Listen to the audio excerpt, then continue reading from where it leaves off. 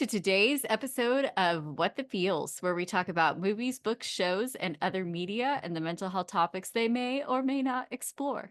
My name is Brenda Talamantis, and I'm a licensed marriage and family therapist in Texas. I work with kids and teens, and I specialize in grief, anxiety, ADHD, and life transitions. Today on the podcast, we have Rachel Tipsword here to talk about a Star Wars character. Star Wars is too big of a universe to talk about all of it in one episode. So we decided we're going to start talking about Star Wars a little bit at a time. And this actually came up at a networking event that we were talking. I don't know why we were talking about Star Wars, or were we talking about the podcast? I think we were talking about the podcast, and then we were like, wait, we want to talk about Star Wars. And then people just started picking characters they wanted to talk about. So we're going to talk about Star Wars in the context of characters. And today we are starting off with my favorite character, with Rachel's favorite character, Miss Ahsoka Tano. So Rachel, welcome to the podcast. Thank you so much. Well, again, my name is Rachel Tipsword. I appreciate you pronouncing my last name correctly. Oh, Um, girl, I got you. I am a licensed Masters of All Social Worker in the state of Texas. I work with adolescents, I work with teens, I work with adults. I work mostly with OCD, anxiety, and eating disorders. I have a history working with eating disorders, specifically ARFID, which is one of my other favorite things to talk about, besides Star Wars. I was And about to say besides Ahsoka and Star Wars. literally besides anything about Star Wars. If I'm going to yap about anything, it's ARFID or Ahsoka Tano. Those are the two things. They both start with A. There we It's a go. sign. It's a There we sign. go. So let's see, is there anything else about me that's somewhat interesting? I think that's, Well, you also like working with people who have chronic illnesses. yes, I do. I love working with chronic illness. I have chronic illnesses. There's definitely a need just in mental health as a whole for people who have lived experience to um, work in the area that they know. And that's not to say that having a chronic illness automatically makes you qualified to be a chronic illness therapist. Correct. Not saying that at all. That's not the plot here. But it is important to, when you have the skills to work with these things, that you work with things that you're passionate about, because if you like to work, like your work, if you love what you do, you never work a day in your life. I don't Sure. inherently believe in that, sure. But I Well, love, but having that lived experience just helps. yeah, with chronic illness, it can be incredibly exhausting. There's a lot of grief, which we're going to talk a little bit about ambiguous grief today with Ahsoka. There's a lot of trauma. There's a lot of medical trauma. There could be a lot of gaslighting and manipulation. So it's hard for someone to say, to help you when they don't know what you're going through. I have a client who has chronic illnesses, and she's like, I can't tell my friends this because they just Right. tell me to get over it, and I Right. can't. She's like, I would love to just get over it. Right. Uh, and you hear comments like, oh, well, I wish I could sit out when you're having a low blood sugar. And your brain is just like, I wish my body worked. Like, Right. there's two very Right. different When it's like at the perceptions of the same beginning, event. right. And it's like at the beginning of the day, you're looking forward to whatever situation. We're in the holiday season right now. This is going to come out after the holiday season, but we've got all the holiday parties going on right now. And I know I struggle with this sometimes. I'm sure you struggle with this sometimes. Is we wake up and we're like, oh yeah, we're really excited for this thing at the end of the day. And the end of the day comes around. And it's like, I am in too much pain. I have spent too much of my energy just making it through the day. Like I can't, there's no way. Yeah. And it's very frustrating to Absolutely. then have to sacrifice the fun things because you have had to just simply survive the day. Absolutely. I totally, it Yeah. definitely happens. And it can make you feel very guilty. And there's a lot of guilt related to Mhm. kind of being flaky, but you're like, I don't think you understand how much I want to be there, Right. Right. but I can't. Yeah. Or I have to leave early because I just Yeah. can't. So, Yeah. You're like, my body is at capacity. This is as much as I can do. exactly. Yeah. Exactly. Well, I am so glad that you're here today. So let us get to feeling. So for those of you that do not know who Ahsoka Tano is, we are going to have some spoilers. So if you have not watched the Clone Wars animated series, where have you been? She is not in like our, is it 9 movie, like 3 trilogy situation. She's not in like the mainstream movies. She's all in the series that we've gotten in the last like decade or so. So she's in the Clone Wars series. She was introduced in the Clone Wars movie in 2008. So the Clone Wars, for those of us Star Wars people, we know that the Clone Wars happened between episode 2 and 3. If you're thinking of like the movies, and Hmm. there's a whole 7 season animated series on Disney Plus that you can go watch. Go look up the chronological order. If you have not watched this yet, there is a Oh, chronological geez. order to watch this. Don't even get me started. Um, I have the list on my phone at all times. I do too. And then like I think it's season 4, it starts going in order, but like seasons 1 through 3 are not in chronological order. You need to go look it up. Um, but so Ahsoka is introduced as Anakin's Padawan in the 2008 movie. And we see her in the Clone Wars animated series. We see her in Star Wars Rebels, which is like honestly, I think that's one of my favorite series. It's so I good. love It's Rebels. so good. Yeah, that's because I I love love Rebels. Chopper. I love Chopper. He's I my love favorite. Chopper. He's my favorite war criminal. Exactly, exactly. I just got a sticker that's I'm gonna put on my work laptop, which is also my personal laptop, that says I'm going to Mhm. cause problems on purpose. And it's Yes, just a and picture that of is Chopper. Chopper. I love Chopper. And I just love their like little family unit. Like Found if you're family. gonna take like the family dynamics of just that little the unit, I just love them so much. They know how to communicate, like they listen to each other most of the time, and then they work their problems out. Like I'm so proud of them. We also see Ahsoka in The Mandalorian, and we see her in her own series, Ahsoka. I think I Hmm. have hit them all. Yes. Yes. So we love Ahsoka. So she is a former Jedi that she once served as a Padawan learner to Jedi Anakin Skywalker, who we all know turns into Darth Vader during the Clone Wars. So she is a respected leader and warrior who's attuned to the light side of the Force. She grew into a formidable fighter before the Empire's reign changed the course of galactic history. Although she walked away from the Jedi Order, she continued to stand up for those fighting for peace and justice in the galaxy after the fall of the Republic. So she was actually discovered to like have the to be like a force wielder by Jedi Master Plo Koon as a small child and was accepted to the Jedi Order. And she was partnered with Anakin when she was 14 as his Padawan.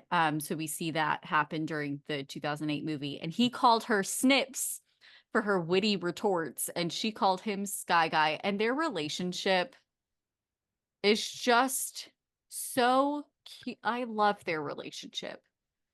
I to me it is like the epitome of brother sister Yes. because there's so much care and so much like you can tell how Mhm. much, he cares about her. I mean, obviously, Mhm.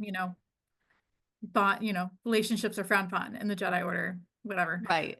But you Right. can tell how much he cares about her, and that was part of the Mhm. reason why he was given a Padawan, was that Mhm. they were like, he needs to learn how to let go of these Right. connections. And they were like, great, how to do it? Here's a Padawan that you're going to become close with. He didn't want a Padawan. Clearly didn't work. He did not want a Padawan. He He was fought like, it the she's whole not mine. time. I don't want her. Get rid of her. And And then, I think I was thinking about this earlier today of like they are actually so similar. And what we see, and they both end up having issues with the Jedi Order. And I think they are very interesting dichotomy of how like just a series of events and people that you trust and how just different choices and trusting people can like change the course of how your life ends up. And Hmm. she chooses, so she actually is framed for a bombing at the Temple by one of her fellow Padawans who was like one of her friends. Her name is Barriss Offee. And Anakin got her acquitted. Like he was like having to be the one that's like arresting her and trying to restrain her, but he was also, he knew she didn't do it. And so he's trying to like follow the rules while also collecting evidence to prove that she didn't do it because he knew that she didn't do it. Hmm. And so he just needed her to trust him. But because he was a part of the Jedi, she was like, I can't trust you right now. She's like, I need you to trust me. And he's like, I need you to trust me. And this is where both of their strong wills, like they were clashing. But she did get acquitted and she was invited back into the Jedi Order and she said no. Because she saw earlier than Anakin did and in a different way than Anakin did how kind of corrupt the Jedi Order was. And I think, as therapists, we see how attachments aren't a bad thing. Hmm. I don't think that um I don't think that like Anakin's attachments, and this isn't Anakin's episode, but like I don't think that Anakin's attachments to like Padme and Ahsoka made him a worse Jedi. I don't think Ahsoka caring for people and caring for Anakin made her a worse Jedi. Like, Absolutely. I like to think of their dichotomy as almost like when we talk about their relationships, thinking of it like the term like, I'm willing to die on this hill. yeah, Ahsoka's willing to die on this hill. Anakin is willing to kill on this hill. And I think that's right. kind of where they divert, Yeah. is that she is willing to lay down her life for for people and to show that she cares. That's her way of showing that she cares. And Anakin is very action centered. And again, this is not Anakin's episode. No. But he's willing to kill for Yeah. to get what he wants. Right. And I like to think that that's just really where their differences are, is that Yeah. you're right, they both saw the issues within the Jedi Order. Um, One of them and they just had very different reactions to it. And I Hmm. think part of it was the relationships they had beforehand were very different.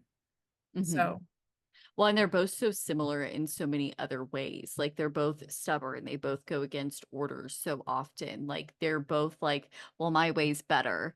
yeah, Like they're both so quick to put themselves in harm's way because they're like, well, I'm going to do this thing for the good of like helping people. Um and so they're both so similar in that way. But I think you're right. She was willing to die on the hill. He was going to kill on the hill. And that's what we don't see. Like, we have already seen this before the Clone Wars started with Anakin. If he, when his mom, again, not his episode, but when his mom dies um, in episode 2, like, he has already killed a bunch of people. Like, before the Clone Wars has even started, he has killed because they killed his mother. And so we're already starting to see some of like the kind of shadowy things, traces of the dark side within him. And with Ahsoka, I think one of their places that they diverge in the woods is that like she stays so much in the light. Like she stays true to the light side, like almost to a fault.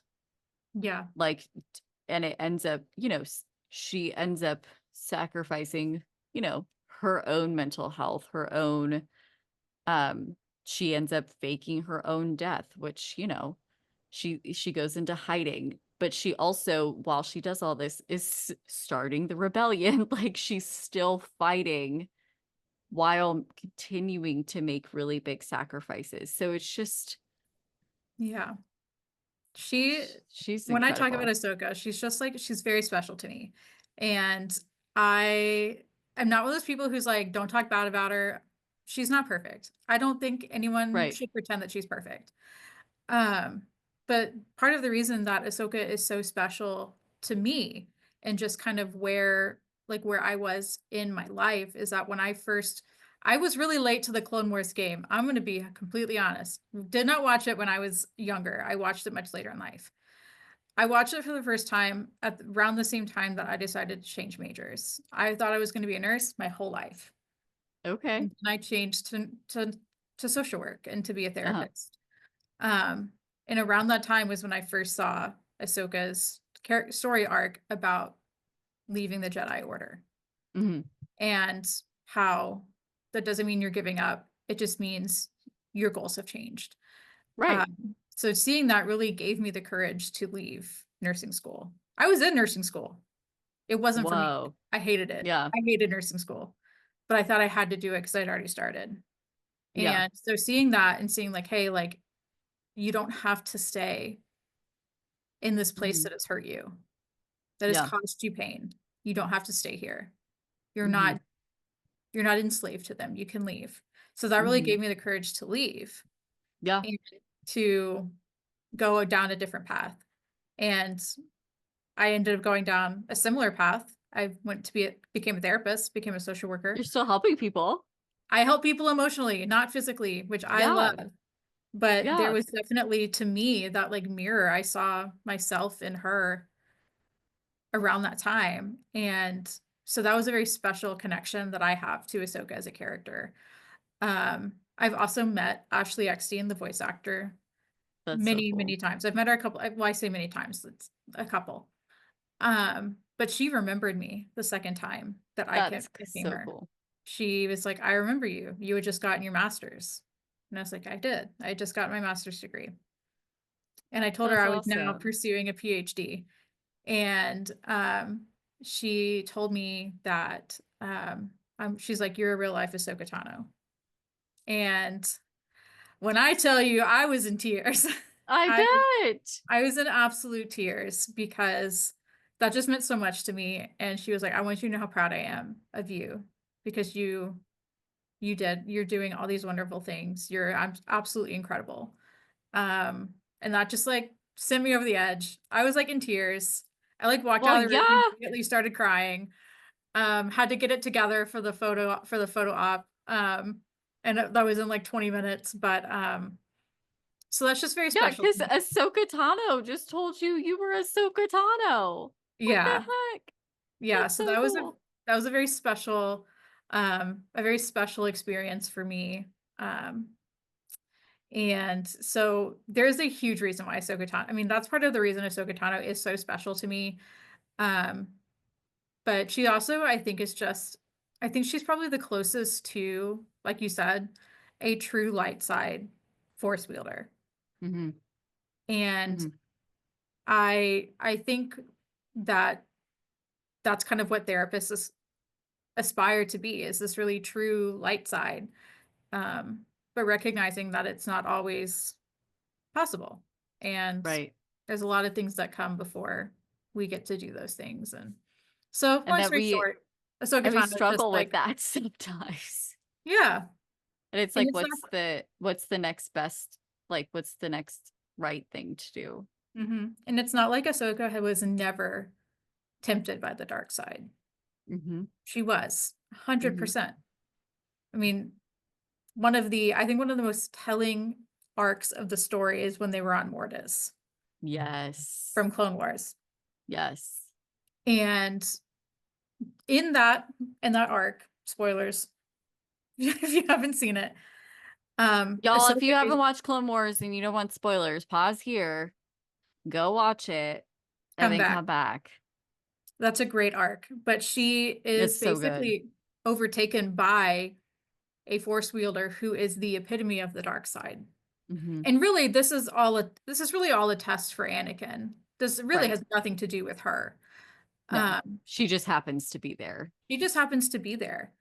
But it's not that we never see her ever get tempted. She was a dark user. She died. Like I think we forget that she actually died Hmm. on Mortis and was brought back to life by the light side, Hmm. the transfer of energy. And I think Hmm. that that's really a thing that shows like, hey, always, the light side has always been a part of her. Because even when, again, spoilers, go watch the Clone Wars if you haven't, specifically the 7th season, perfect ending Yes. to a great show. Oh, When so good. she is, after Order 66 has come about, she is on a ship with a lot of clone troopers who want to kill her. And she says to Captain Rex, again, Hmm. wonderful character, could talk about him all day too. I He's love very him. special. Hmm. She says, I don't want to kill them. Hmm. They are actively trying to kill her. And she says, Hmm. put your blaster on stun. I don't want to kill them. She could have very easily said, take him down, take him out. Hmm. They're trying to kill Hmm. me. And she said, those are my brothers. I'm not going to kill them. And Hmm. Rex is like, well, tell that to them Yeah. because she, Rex is over here like, I'm ready to kill my brothers. What are you doing? yeah, Rex Like is like, they're Rex is like, trying to kill let's us. go. And then I think truly and honestly, I mean, I cry a lot. I'm a crier. I'm a crier. I'm gonna be 100% honest.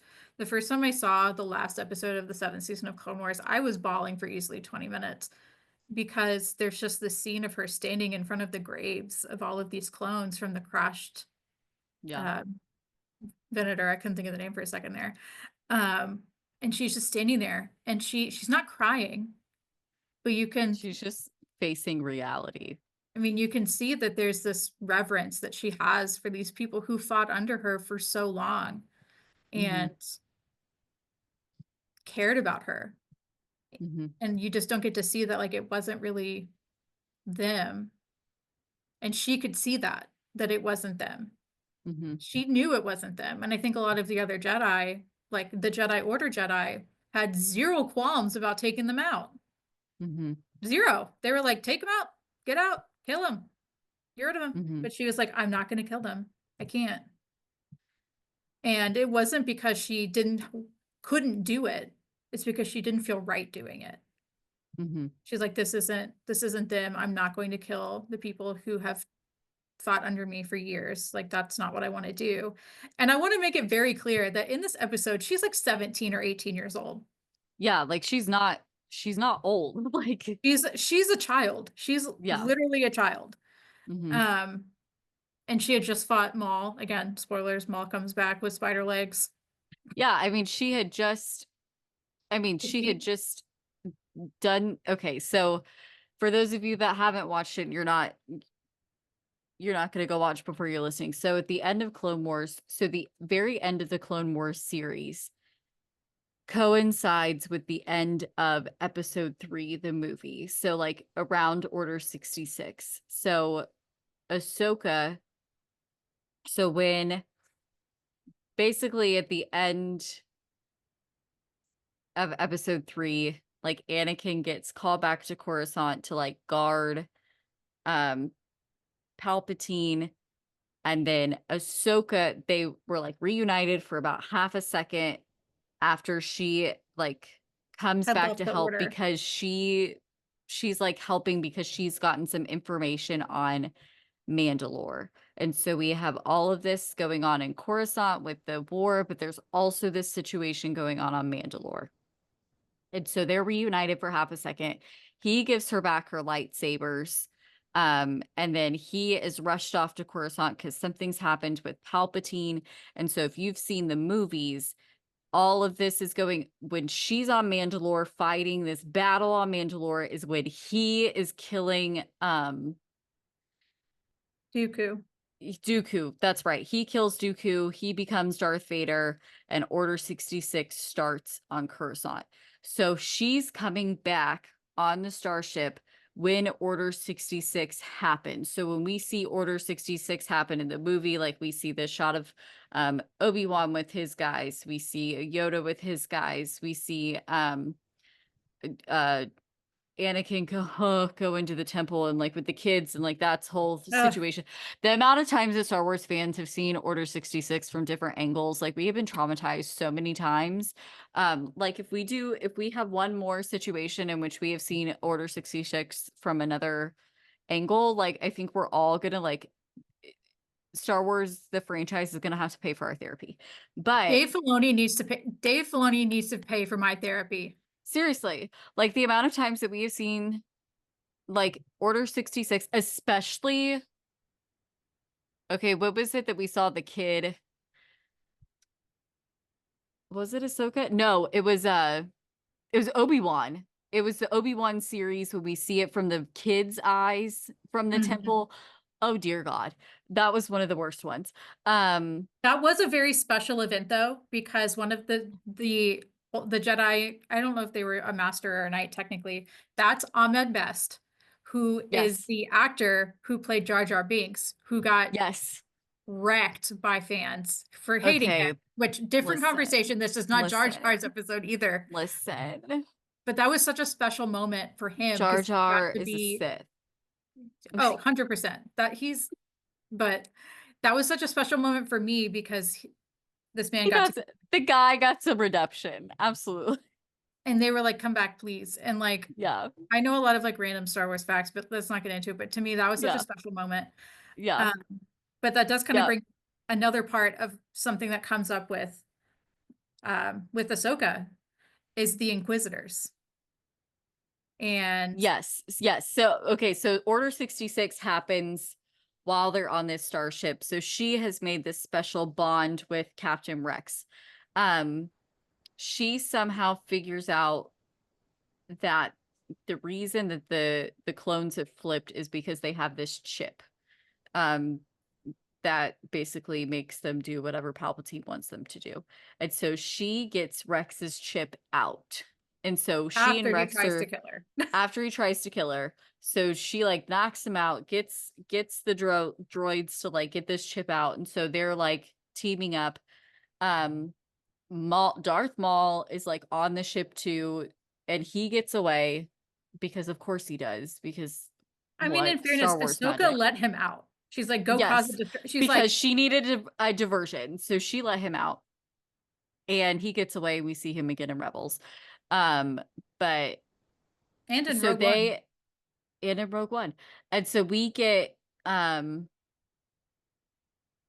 the ship ends up crashing, and Ahsoka and Rex make it, but they bury their their brothers that they have fought alongside up until this point, and Ahsoka basically fakes her death because she leaves her sabers there.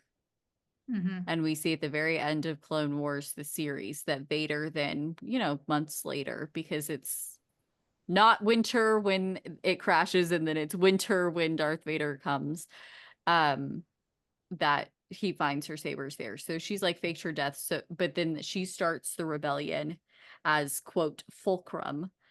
So then that's how we see her in Rebels. So Yeah. But you bringing she up, is 18 when all yes, of this is she's happening, a is our literal point.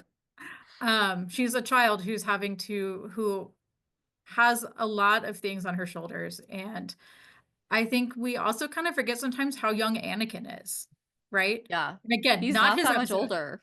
He's really not. He's like in his mid 20s. Yeah. Like he is also still incredibly young. Yeah. But again, not his episode. But with that, when But we, just some for perspective. her perspective of like how much is put on the shoulders of Yeah. literal children. Uh, Which, could we could just talk about just the Jedi in general. yeah. But with Obi-Wan, one of the younglings from Obi-Wan is it Reva or Reva? Hmm. Got an R, something like that. I Hmm. could look it up, but I won't. She's one of the younglings, and Hmm. she ends up becoming an inquisitor. And we also see Hmm. that with like Barris Offee from earlier. She also trains to become an inquisitor. Hmm. And inquisitors are basically Jedi killers. Hmm. Um, that's what they are. That's what they do. They search down force sensitive people and take them out. And I think we see Ahsoka fight with the inquisitors quite frequently, Hmm. actually. Hmm. She fights one of them in Tales of the Jedi. One of the Hmm. Inquisitors comes and she takes him out without a lightsaber, mind you. Yep. She has no lightsaber with her. She's been kind of detached from the Force for a while and takes this man out in seconds with his own lightsaber.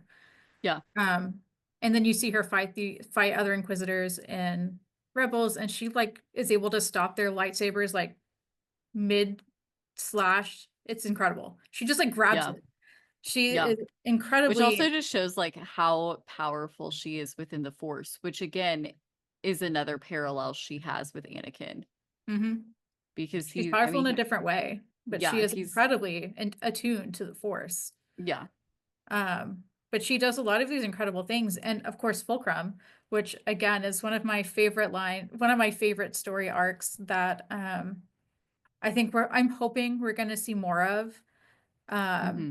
with two things. One, Andor, because Cassian Hmm. becomes a Fulcrum. Because Hmm. Fulcrum originally starts as Ahsoka, but she's not the only Fulcrum. Fulcrum Correct. is a group of people, so there's multiple Fulcrums. Yeah. Uh, And Fulcrum was an old code used by Anakin and Ahsoka, for those who don't know. So that's when Anakin heard of Fulcrum, he knew that Ahsoka was alive Hmm. because he's like, Fulcrum is not something that was well known. It was a private code between the two of them to communicate, which is pretty wild. And that was the code name, and that's crazy to me. But we also see, well, also I hopefully see because in the Ahsoka series, they introduced Thrawn, who had not been seen Yes. in live action before. Again, TV Right. shows. If you're not watching the TV shows, get on it. And he's also like one of the main antagonists at Rebels too. Hmm. He Hmm. is. You've probably seen him if you don't know it's him. He's blue. Hmm. He's a blue He's, guy. he's a blue Imperial officer. That's all you really need to know. But he Yeah. is the one that comes back in Ahsoka. And supposedly they're making a Thrawn movie, so I'm hoping we'll get to see a little bit more No. of. I side note, I like really need a second season of Ahsoka, and I think we all know where it was going. But then the guy playing the guy died. I know. Um, They and are so I'm like, making a what are second we gonna season. do? They've said they're making a second season, which I love. Rosario Dawson is an excellent Ahsoka. Um, Yeah. Oh, and she's fantastic. and of course love Sabine. And I just think it's hilarious that that whole lineage of Master and Padawan is just called the disaster lineage. Oh, yeah. Okay, so the disaster lineage, for those that you don't know, starts at Yoda and goes to Dooku, and then Dooku to uh Qui-Gon. to Qui-Gon, and Qui-Gon to Obi-Wan, Obi-Wan to Anakin, Anakin to Ahsoka. So I think you can put together why this is a disaster. And then you also see in Ahsoka that Ahsoka becomes the master to Sabine Wren, Sabine. Hmm. who is a Mandalorian, um, Hmm. who actually joined the Empire and then Hmm. left. So that's a whole other. Sabine is also a really cool character. And you know Um, what? They're breaking that generational trauma together, I love that. We love which I that. am here for. And they're Um, learning how to communicate. But um, you know what I think what we see in Ahsoka, and a lot of people were really disgruntled with how Ahsoka was when the live action Ahsoka series happened. They were like, why is like Rosario Dawson playing her so moody? Like, why is she this way? And I'm over here like, bro, like she was 14 when we first saw her in 2008 in Clone Wars. She has gone through a war. Her her Jedi like uh, not master because he wasn't a Jedi master, but like Anakin turned into Darth Vader. She had to fake her death after surviving Order 66. She then started the rebellion. She's watched so many people she loved die. she gets She caught like in the world between worlds for a and time. right, like she is stuck in the world between worlds during Rebels until Ezra what's his gets out, butt gets her Ezra out. gets comes and gets her. So then everyone thinks she's dead again for like what, a year or two. Like she has been through so much. Of course she's like this. And at this point she's tried, so after during Ahsoka, this is after Rebels, this is after the First War. This is as the the because all this is going on before the third trilogy, right? Or is it after the third trilogy? I don't. This It's is before all the going third trilogy. this is all going on, I think, I if think I it's it's before the actually third before A trilogy. New Hope. Yeah. No, because she's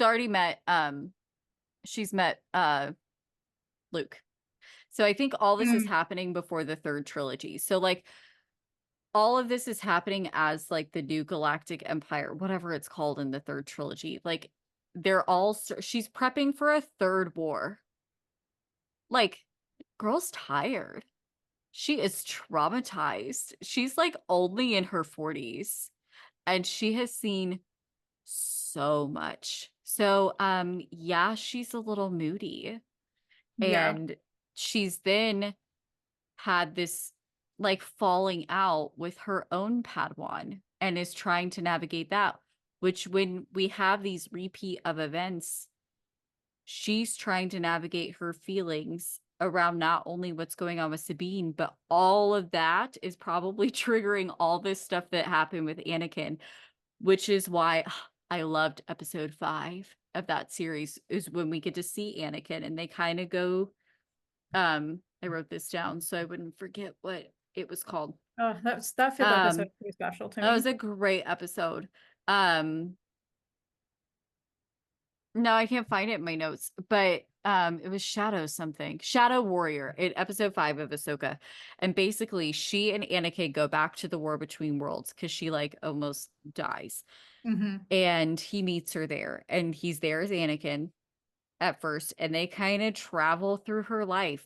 And they like are there during the Clone Wars. He like they go through different points. She shows him what happened during Mandalore Hmm. um and all of these things, and going through those things helps her, and he makes her choose to live Hmm. at the end of it. And he then attacks her kind of as Vader at the end, and he looks at her and goes, your training's finally complete, like she's a Jedi master. But really what it was, it's like it was therapeutic for her to go It really back was and that act revisit of these letting go. scenes. Yeah. She was like, well, this is how I perceived it. And he's like, this is what was happening. And it just, being able to talk through these things with Anakin again, because that was the person she did trust most out of Hmm. like all of these people. Like that was her person. And so to be able to do this, yes, it completed her training. Yes, he forced her to like choose to live and like get back where she was going and like keep fighting what they were doing to like get to go to Ezra basically Yeah. in the Ahsoka series. But we see such a shift in her after that. Like she is like the more pleasant, like easygoing Ahsoka we've seen, but she needed that. It was therapeutic experience, and that's what we do in Hmm. therapy. It's hard. Therapy's supposed to be a little hard. Yeah, absolutely.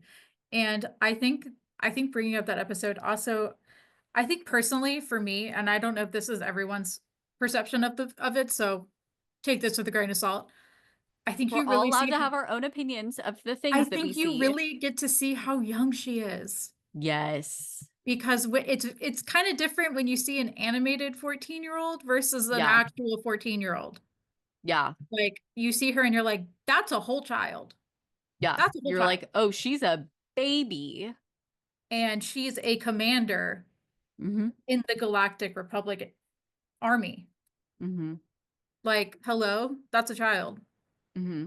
And she goes through all this trauma. And then with Anakin, there's just this ambiguous grief. Yeah. Because, and for those of you who don't know, ambiguous grief is grief that is not related to someone dying. Yep. Um, It's because still for a a long time, loss. what was that? It's still a loss, but Yeah, just it's not a still a death loss. loss. It's just not the same kind of loss. Mm-hmm. But she knows that Anakin isn't dead. She Mm-hmm. knows that Anakin, and there's a really great scene in the World Between Worlds between her and Darth Vader. Um, and that's of course where you get the very iconic "I am no Jedi" Mm-hmm. line Mm-hmm. because they're in this World Between Worlds. He's ready to kill her, and she's like, My master's in there, I know it. And Vader's like, I killed him. He was Mm-hmm. weak. And she says, Mm-hmm. I will avenge his death. Mm-hmm. And revenge is not the Jedi way. I am no I Jedi. am no Jedi. Yeah. One of Yeah, the that most iconic, happens I think one of the most during iconic lines in all of Star Wars. Sorry for those I who don't. have I have that shirt up on my Etsy site. Little side plug. I am no Okay. Jedi. Not the Etsy. Um, Ashley Eckstein is also a fashion designer. For those of you who don't know, side note, she owns the I brand saw Her that. Universe, which is really cool. She made it actually to create basically Ahsoka merch, which iconic.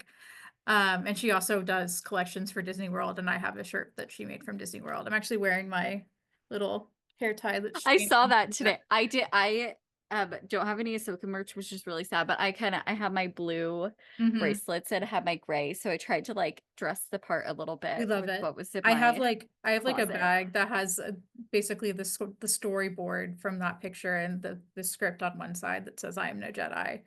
Because she found it in her like papers. But anyways, regardless, she knows that Anakin is technically still alive. For all intents and purposes, her master is Hmm. inside that suit.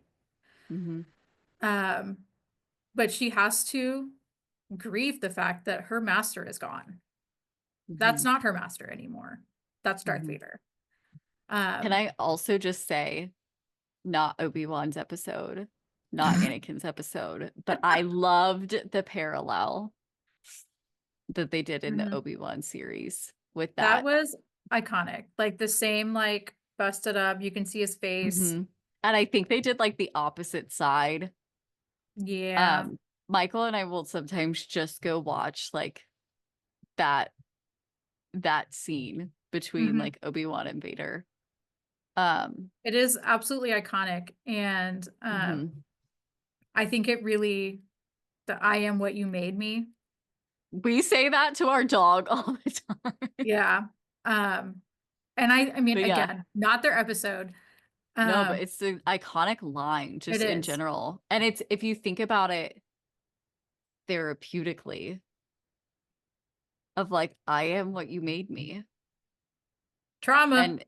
And it's just like the trauma. And I don't think and this is something I say to my kids sometimes, and especially if they're coming not for grief, but I've had conversations, especially with some of my teenagers and like young adults, of like, your parents didn't mean to traumatize you.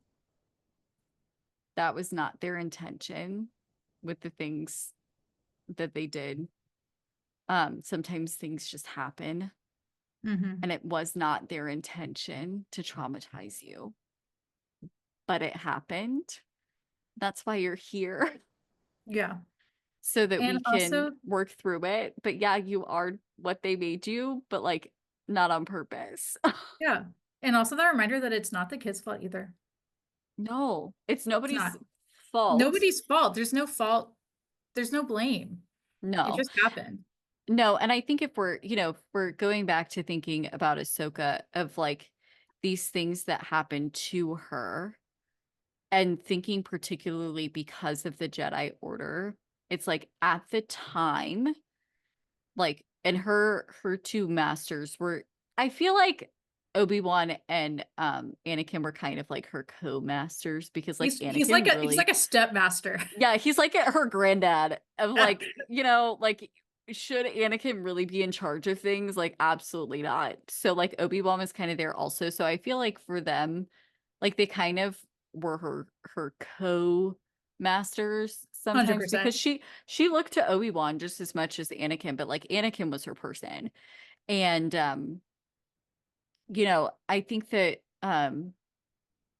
there were times that especially Obi-Wan and the way that he would consult with Anakin on how to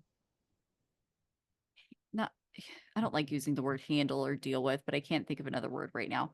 When things would come up with Ahsoka and he's using language and lessons that he's learned from the Jedi Order that um, you know, uh Qui-Gon told him. And Qui-Gon, what I love is that Qui-Gon was like the one of the original questioners of like, is this really how this should all work? And so this, I mean, this whole And that line, came from Dooku. Yeah, and, like, this whole line and kind of why it's the disaster line is because they all kinda questioned it, and I think Obi-Wan just kinda went with it the most because he was the most lost of, like, "My master died before my training was complete, then I had this Padawan that we got when he was older than most Padawans, and I've gotta train him." Like, what the heck? And you think Um, about it, Qui-Gon just died, and then pretty much right after, Obi-Wan they're goes like, through "Here's the his trial. Padawan." That Mhm, he goes immediately through the trials mhm. to Yeah, become a master. And he was also, when you think about it, really young. yeah, Like when you think yeah. about it, He was he was probably, real like, young. 17, 18, yeah, like, Yeah. And he he was has to not go very through these old. trials. And he's I just been given this child. He's like, here you go. Yeah, this 8-year-old and mind you, none of these frontal lobes are developed. I'm just saying. No. Not especially those boys, they're not gonna be developed till they're, like, 27, 28. Mm-mm. Um, so I think, this disaster line is a line for a reason, but, you know, I think that Obi-Wan and Anakin were doing their best based on the information that they had trusted, based on the information that they were given, and it just it didn't work, and it kinda ended, the generational trauma ended with Ahsoka, and kind of with Anakin too, but, like, with Anakin, it went to the dark side. With Ahsoka, she stayed more in the light while also rejecting, "I'm no longer going to, um, feed into this message. I'm no longer going to accept that your way is the only way that this can be done, and so I'm gonna do it this other way." Hmm. She kind of really And takes her own path. And that's Mhm, kind of where you get the not real term of gray Jedi, mhm. which isn't real. Don't let anybody No, tell you. It's not real. but I think that, like, The us Star description Wars is people, fair. we all understand what we're We talking about. understand that that's really, I think, probably what most people aim to be in life. It's just kind of in the middle, Yeah, we're one all way or doing the our other. best without like, we don't wanna hurt people. We don't wanna hurt others, but also we have to we wanna do the right thing. And, like, that's And where Ahsoka was kind of caught, is like, "How do I do the right thing and not hurt people while also following these really weird rules?" So and I think that she desperately sought connection Mhm. because Anakin desperately sought connection. Because people need connection. And Yeah, I know that this, like, is a made up world with, like, made up people. aliens and, like, made up people, but, like, I think there's no way that they don't need connection to. Hmm. Like, they have made these people too people-y to Yeah, make me not believe that these people don't need connection, yeah. I that mean, these and when you think beings don't about it, need connection. connection is the entire reason why Anakin becomes Darth Vader. Mhm, And, it's not, I think people don't realize how much canon literature there is that's not just the movies and the shows. Don't mhm. even get me started on the comics. I am lost. And the books. And the books. Oh, We have a but whole shelf of books in our house. I do too. It's Yeah. behind me. But people kind of forget that like connection was the whole reason that because Anakin didn't agree. Mhm, And he even said, I think because he said like I don't remember exactly how he said it, but he mentioned something about um like being compassionate mhm, towards people to others. And he said, I think that's the core of what the Jedi are. But how do you be compassionate without connection? mhm. Um, and I think his logic was a little flawed. I think we kind of lost the plot on the way there. Sure. But I think the Well, the core thought of that is how do we care about people without somehow connecting to them? right. And what's wild to me, especially with Ahsoka, is these are kids' shows. These were made for children. Yeah, No, they are not. I mean, yeah, there's a lot of really dark and heavy things that happen. yeah, and I Um, know kids watch them, and I think that, like, some of the darker themes just kinda go over their head, but, mhm. like, But as an adult, you're like, let me just cry in a you're corner like, and put them up to "Whoa." bed. Yeah. And I think that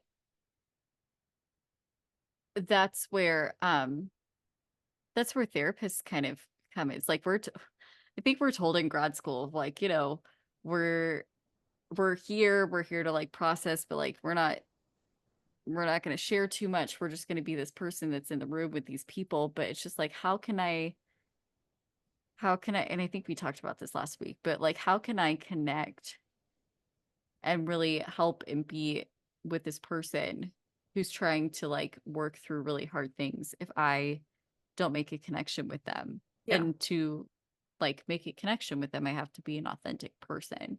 And sure, I'm not going to trauma dump on anybody. But No. like my kids that are here for grief know that like there are people in my life who have died.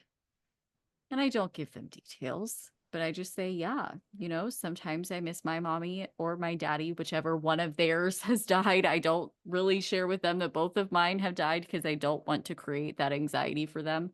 Yeah. But if their mom has died, I say, I miss my mommy sometimes too. Um, like especially if it's around like Mother's Day or Father's Day or whatever. It's like, oh Holidays. man, what can we do to remember them? What can Hmm. we do together since we're both missing them today? What can we do? But Yeah. it's that connection, and they look at me and they go, "Oh man, I'm not the only one missing that person today." Yeah. Um, And but I feel like I do something similar in my type of therapy mhm, that I do because I do exposure therapy. yeah, And for those who don't know anything about exposure therapy, there's a it's not lot like of stick your hand in a thing that's really scary of like there's spiders or something. there's a Like lot of it's mutual trust, right? yeah, Um, and I mean, in some ways, I have to let go. I have to let go of whatever fear that I have, but they have to trust me and I have to trust them because there are times where I'm handing clients kitchen knives and saying, "What if you stab me? What if?" hmm And how do we get there if they don't think I'm a human being? How do we get to that point where that's not so scary that they can't do it? By talking, building that rapport. They have to hmm trust me. hmm And I would never get to that way without sharing things about my life.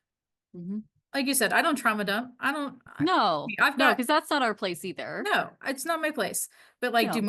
do pretty much all of my clients know that I have type 1 diabetes? They sure do. hmm Because sometimes my insulin pump beeps.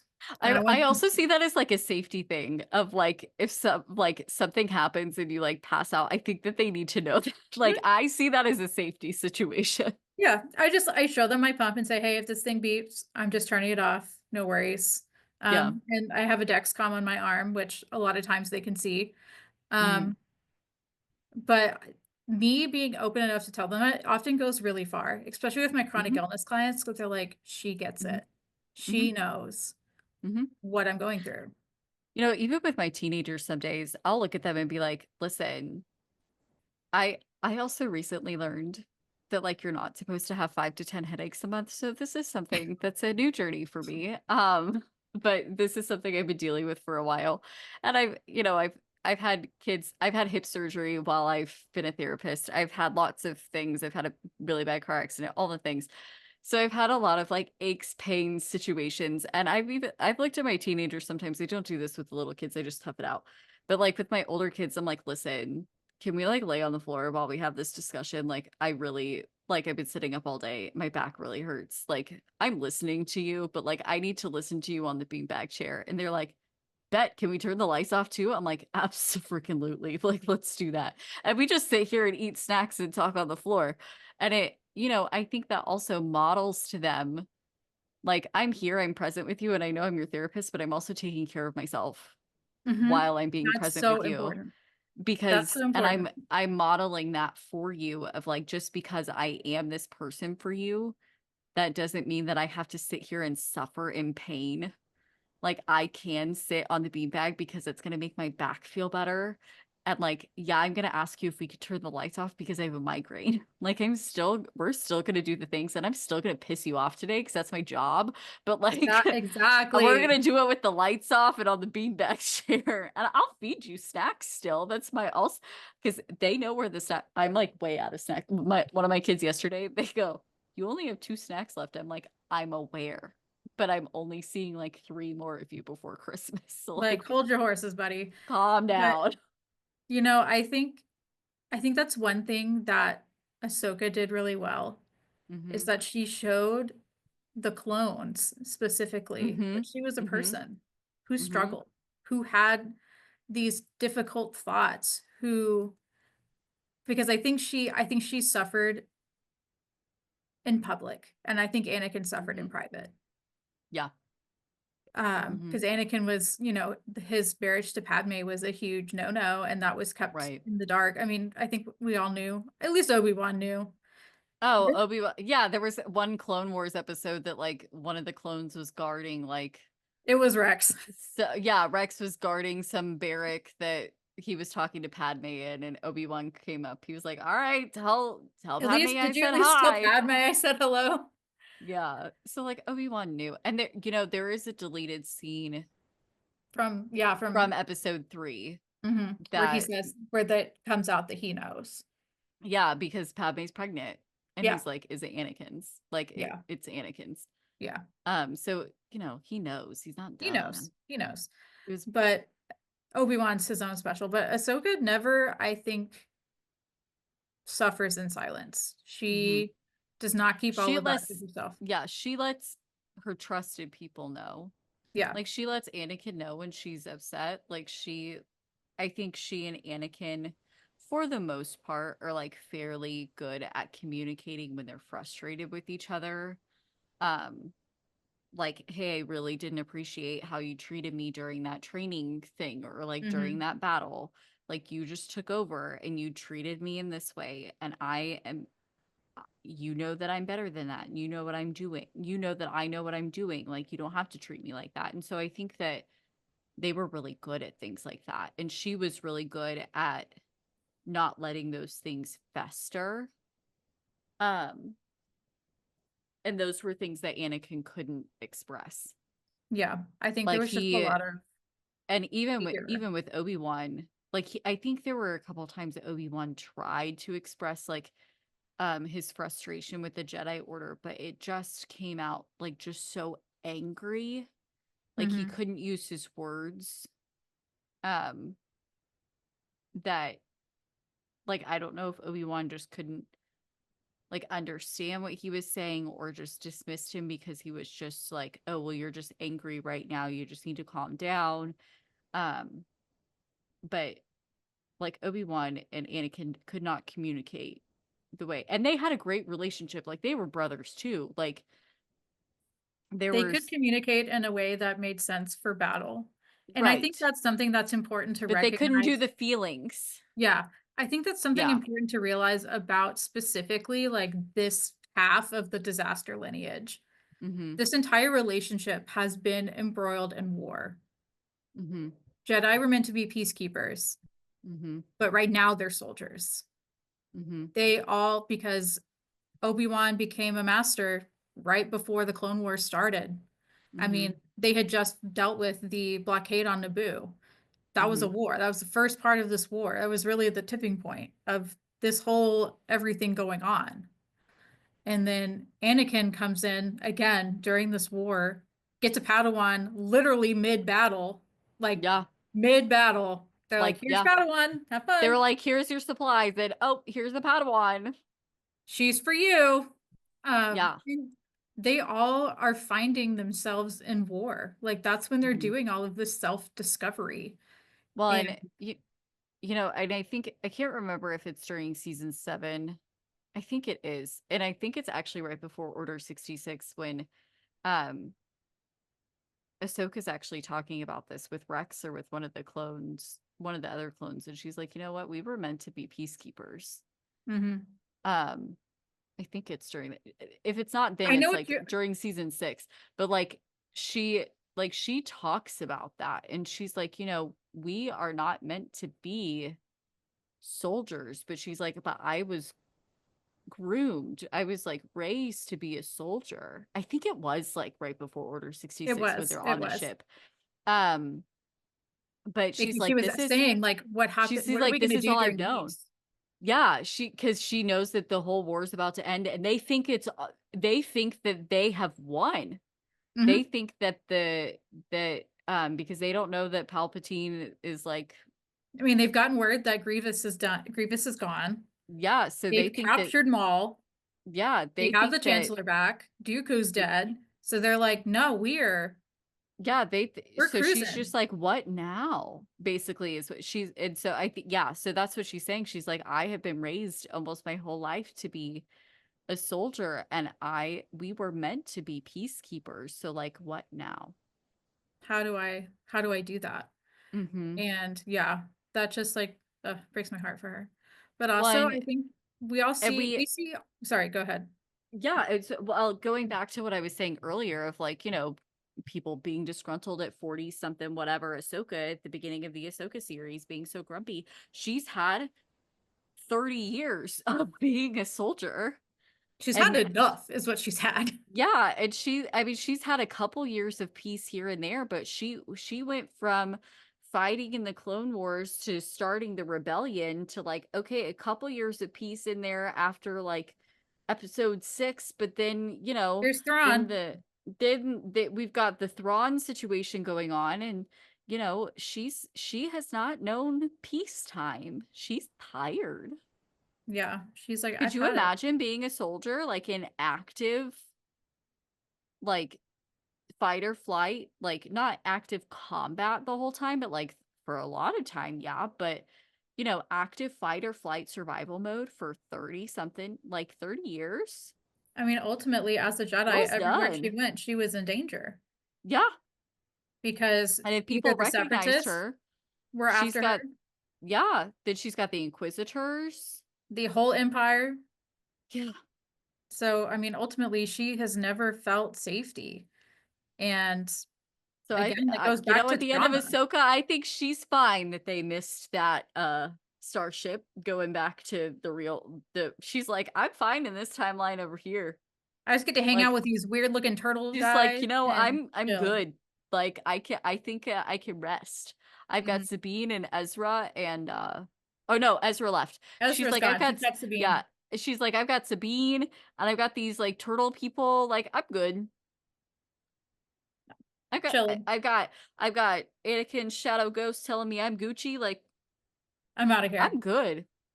And I Let think me that just kind of stay goes here. back to Don't come find me.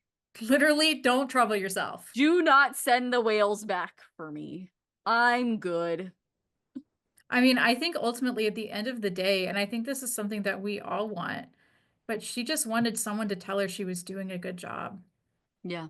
She wanted someone to validate what she had been doing. And I think that's why meeting Anakin the second time, what or in this war between worlds, was so impactful because he said your training is complete. Hmm. Um, and so she got that validation from someone that she looked up to. Because I Hmm. think ultimately, One of the only people she looked up to. yeah, I think ultimately more than I think probably anyone else, she knew that Anakin was still in there. Hmm. I think she knew that more than Luke. I think she knew that more than Obi-Wan. Hmm. I truly believe she was more aware of him still pulling to the light side than any of them. Well, because I think she understood that, and because She she knew knew, Anakin. she knew Anakin, and she knew what was going on with Padme, and she knew Padme's side of things. Hmm. Because they had a relationship too. Yeah. And so I think even more than Obi-Wan did, like, she knew more of the picture. I don't think she knew the whole picture, but I think she knew more of the picture than anybody else did. And I think she knew more of the reasoning of why Anakin made the choices that he made. And were they maybe the quote correct choices? No, but did she understand them? Absolutely. So Um, when this person comes back that she's looked up to, this person on the light side again, and and he, probably one of the only last people she trusted fully. yeah, because I think even when she was on the run after she had been framed, I think deep down she trusted Anakin, but he was Mhm. never alone, right? He was always with Right. troopers. She was like, I can't trust you because I trust you, but what about the Jedi Order? Because even Hmm. Obi-Wan didn't trust her. Hmm. Um, Mundy didn't trust her, but Mundy doesn't trust anybody, so that shouldn't be a surprise. True. Man's always got something. Yoda was like, well, what if it is her? Windu was Yeah. like, what if it's her? I So, don't like, I never liked Windu. She Yeah. drove me crazy. Anyways, but there's this idea of like these people are all still there. And I mean, truly and honestly, I think that was, I know we don't ever say it, so I know this isn't technically canon, but I do believe Ahsoka leaving the Jedi Order was one of the major pieces of Anakin becoming Darth Vader. Oh, Hundo P. It certainly, I think, was one of the first dominoes.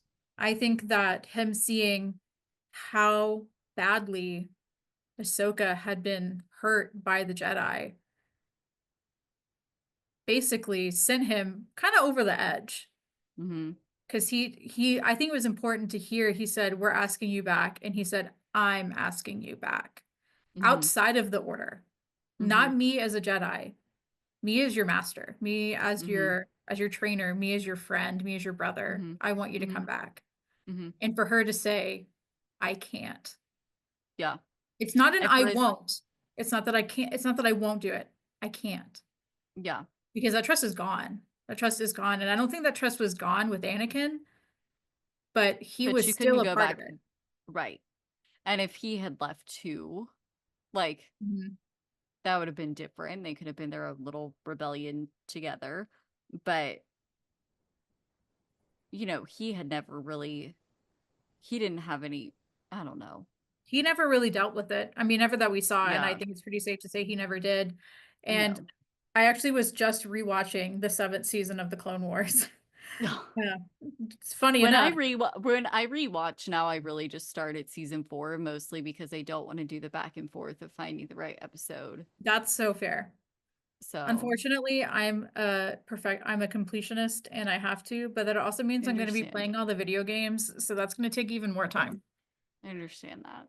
But one of the things that Anakin says when he first hears that Fulcrum is back, because he's like, Mm-hmm. "That's Ahsoka." He knows. Mm-hmm. Um, he said, "It all makes sense now. This is where she was meant to be. The Force did what it was supposed to do." Mm-hmm. And he's like, he kind of says like this was destiny. And I think that's why he was so, I think that kind of showed him like this was meant to be in some way, even if it hurt. Mm-hmm. And I think Ahsoka would agree too. It had to be Yeah. this way.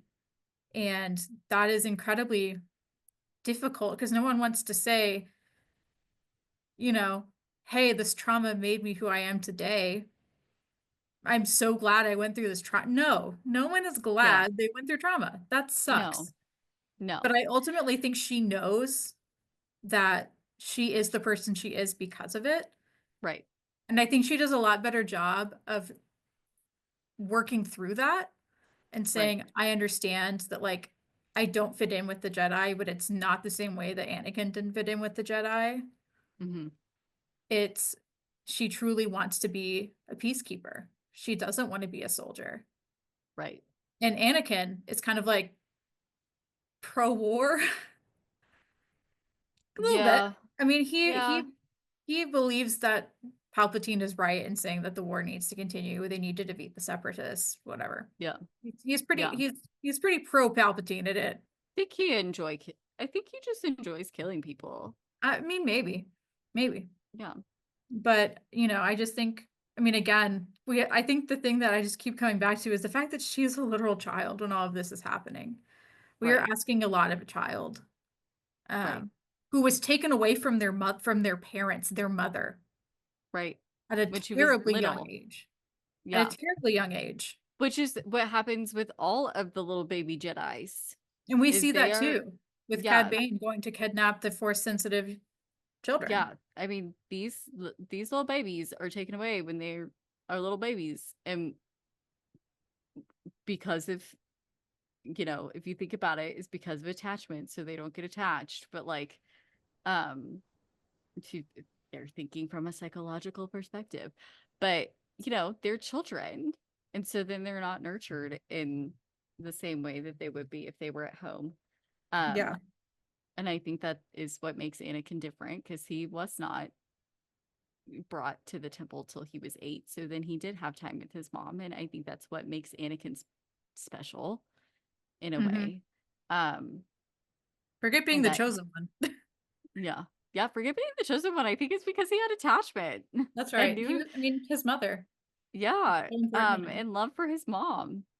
Um, but I think if you were to ask a lot of people about their trauma and their journey, I know a lot of people ask me that. They're like, well, um, what would you change? And I'm like, I mean, I don't want to go back and change anything because, I kind of like my life now.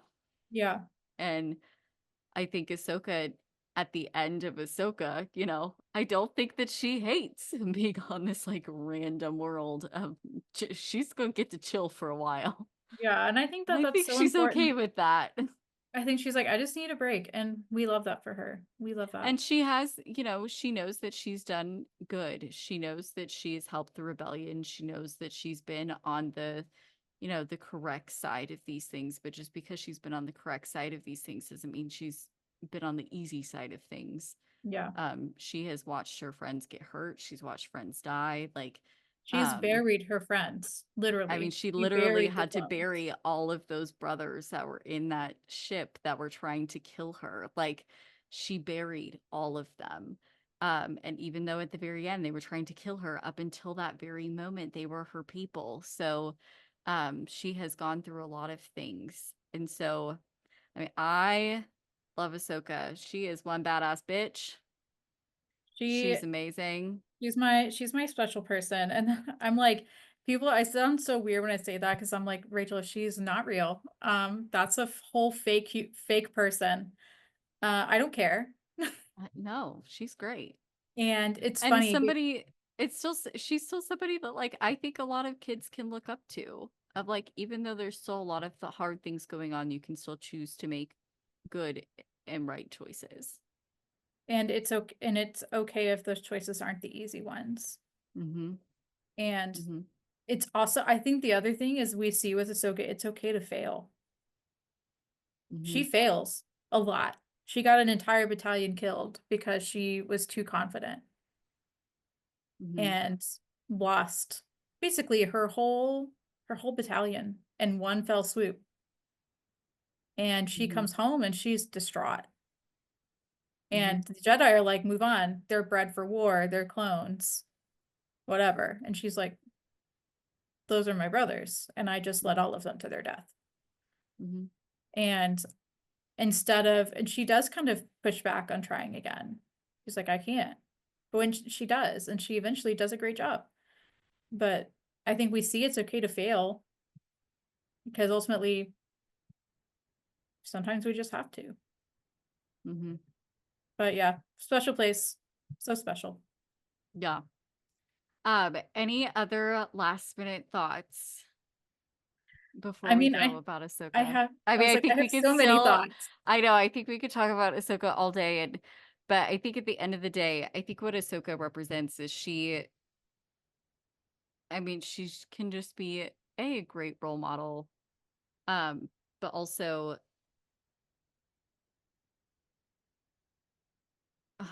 she's just so great. But I mean, also, you can just see what a lot of trauma can do over time. yeah. I mean, I think she's an excellent picture for someone who has been going through it. Mm-hmm. Um, to not only show one that you don't always have to be strong while going through it. Mm-hmm. Mm-hmm. And two, you're gonna come out on the other side. Somehow, some way. Mm-hmm. At the end of it, you're gonna be okay. Mm-hmm. And I think that's really what Ahsoka embodies is, she has been fighting for so long. And at the end of the day, she's still okay. Mm-hmm. She Yeah. still loves what she's done. And still wants to keep fighting for Hmm. the next right thing. Yeah. Yeah.